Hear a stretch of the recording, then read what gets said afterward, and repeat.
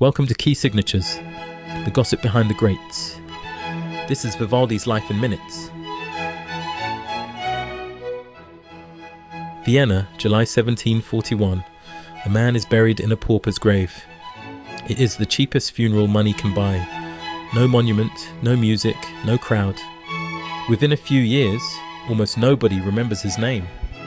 And yet that man wrote what is now the most recognizable classical music on planet Earth. You have heard it in movies, in commercials, and on hold with your bank. His downfall involves a scandal, a soprano, and a cardinal who banned him from an entire city. We'll get to all of that. But first, rewind to Venice, 1678. On the day Antonio Vivaldi was born, an earthquake shook the city. The midwife was so alarmed, whether by the tremors or by how fragile the newborn looked, that she baptized him on the spot, right there in the house. Nobody expected the child to survive. He did survive, but he was born with a fragile chest, a struggle to breathe that would follow him for the rest of his life. He grew up with flaming red hair, and in 1703 he was ordained a priest, which instantly earned him the nickname Il Prete Rosso, or the Red Priest.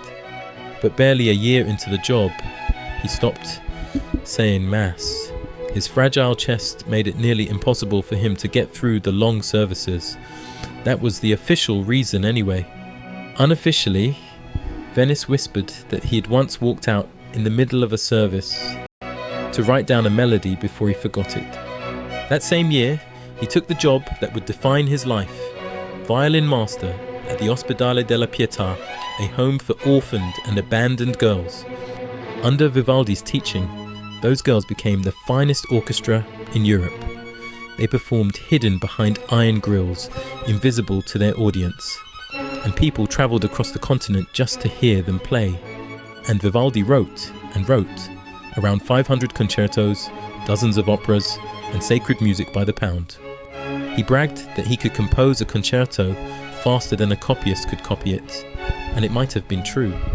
Critics sneered that he had really just written the same concerto 500 times.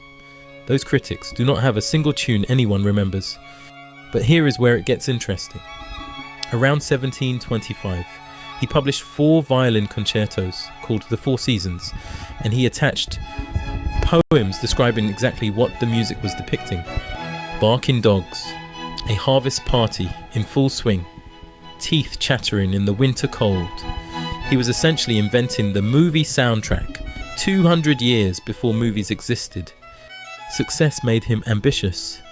He dove into opera, and not just composing it, but producing it, booking theatres, hiring singers, managing divas, and gambling his own money on ticket sales.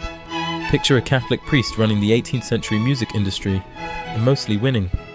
Then the gossip started. Everywhere Vivaldi went, a young soprano named Anna Giraud went too, along with her half-sister.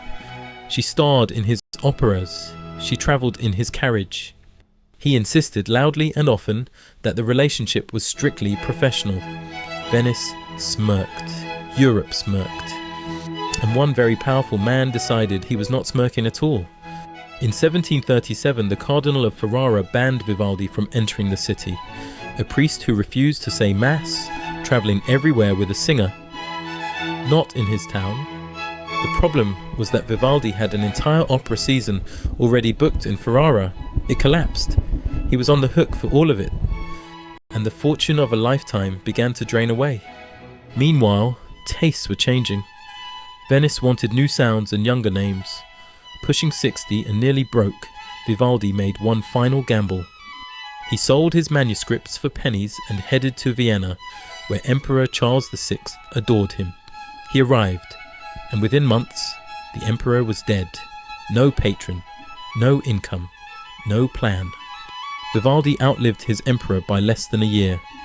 In July of 1741, he died at 63 in a rented house and was buried the same day in that pauper's grave. The Red Priest, the most electrifying composer of his age, was gone and almost immediately forgotten. For nearly 200 years, there was silence. Then, in the 1920s, researchers opened a set of dusty trunks in an Italian monastery library and found hundreds of Vivaldi scores. The revival was unstoppable. Today, the Four Seasons may be the most performed, most recorded, most streamed classical work on earth. The priest who could barely breathe gave the world music that has never stopped playing.